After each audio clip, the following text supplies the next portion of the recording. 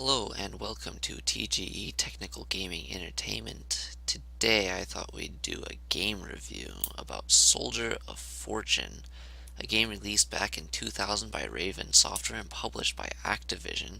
Soldier of Fortune was designed for Microsoft Windows, PlayStation 2, and eventually the Dreamcast. Soldier of Fortune was a game about the theft of nuclear weapons by an Afrikaner neo-fascist group based in Germany, led by South African exile Sergi Dekker. As a Soldier of Fortune, a US-based mercenary group, it was your duty to reclaim the nukes that were stolen. The game takes place in New York City, Sudan, Siberia, Tokyo, Kosovo, Iraq, Uganda, and finally Germany. Now, in 2017, when I first tried to play this game, it would not run, and it kept crashing every time I attempted to launch it. But after some research, I actually found that if you just change the name of the executable to mohaa.exe, it will actually work just fine, which is, well, rather strange because I've never known that changing the name of an executable can actually change the way that it executes, but, I guess you learn something new every day.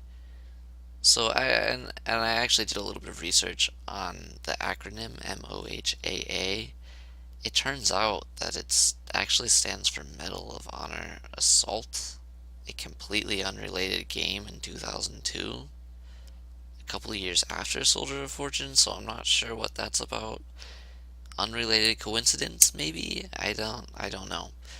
But yeah, I just thought I'd share that with y'all. Anyways, one of the things that made Soldier of Fortune unique was that it was one of the first games to use the GHOUL damage model, which allowed the dismemberment of enemies. You can actually blow people's body parts off in this game. And according to Wikipedia, GHOUL is actually capable of 26 damage zones in total. And here are just a few examples of a few. Headshots will leave nothing but a bloody neck remaining. Stomach shots with a shotgun will leave enemies' bowels in a bloody mess. And a nut shot will actually cause the victim to clutch their groin for a few seconds before kneeling over dead. And despite all of this, it's actually possible to play the game without killing a single person, as a pacifist, if you will, by shooting the enemy's guns out of their hands. The GHOU damage model was actually found in other games such as Double Helix and Star Wars Jedi Knight 2 Jedi Outcast. At the time, Soldiers of Fortune had a rating of about 82.3% for PC. However, on Dreamcast, it kind of lagged behind a little bit because it had really long loading times. Now, thanks to the enhanced realism afforded to the game from the GHOUL damage model, members of the public found the game far too violent. In fact, so much controversy arose that the British Columbia Film Classification Office labeled the game as an adult motion picture, aka pornography. How the good people of BCFCO saw human body parts flying around as porn, I don't know, and I really don't want to know either. Additionally, in Germany, it was placed on the index list of Federal Department for Media harmful to young persons. And as a consequence, Raven Software actually released a less gore version of the game, and also added parental controls to the violence setting. However, I found it kind of funny because there's actually a password lock on the violence settings, and if you don't know the password, you can't get into the violence settings. So of course, when you first start up the game, you don't know the password, so you can't change the violence settings. So I'm not sure how you're supposed to do that. I guess you could look it up, but really, it's not worth that much effort. And did they even have the internet back then? It was 2000. Yes, they had the internet. What am I even saying? But yeah. So I was too lazy to look up the password, so I couldn't change the violence settings, but whatever. I guess I'll just have to live with the fact that I get to see people's body parts flying off. But anyways, after playing the game for some time, I actually found that it was quite gruesome, even compared with mainstream FPS games of today. However, that being said, I still don't see it as porn. I really don't get that rating. But yeah. The first time I tried to play the game, I set the difficulty to the max, but I soon found that it was far, far too difficult. It seemed that every time I would walk around, someone would just show up behind me, and no matter how many times I looked behind me, there would always be someone back there, and I would always die to them. Still, no, I actually had to change the game down to medium, but it got far, far too easy.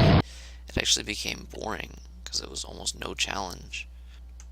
You know, one of the things that I really disliked about this game was the level design. I found it very labyrinth-like. There really are no cues to guide you, and I ended up just running in circles.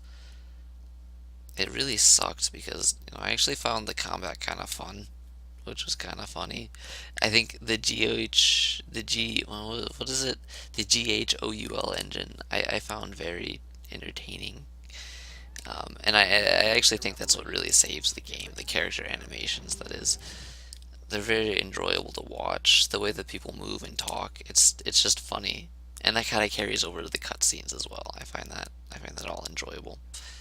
Um, all in all, I enjoyed the game for like 10 to 15 minutes and then I got bored. So, yeah, kind of sucked that way. But it was fun. It was fun for 10 to 15 minutes. It got really repetitive. The level design was just, ugh. I hated running around in circles. It was just, ugh. But yeah. Now Raven actually made a few more games, or let's say a couple more games based on this game. You can see they created a game Soldier of Fortune 2 Double Helix. This was actually released in 2002. Now see, if that one would have had the MOHAA thing, that would have made more sense, because that was released in 2002 along with Medal of Honor, but whatever, it's not. Anyways, the third game in the series is Soldiers of Fortune Payback. It was actually not made by Raven Software, it was made by Cauldron HQ, and that was released in 2007. Additionally, Soldiers of Fortune Online, an MMO FPS game, was published in Korea by Dragonfly. Thanks for watching. This pretty much concludes the Soldier of Fortune informational video. I hope you liked this. If you did, please leave a like and subscribe. I will see you all later. Adios.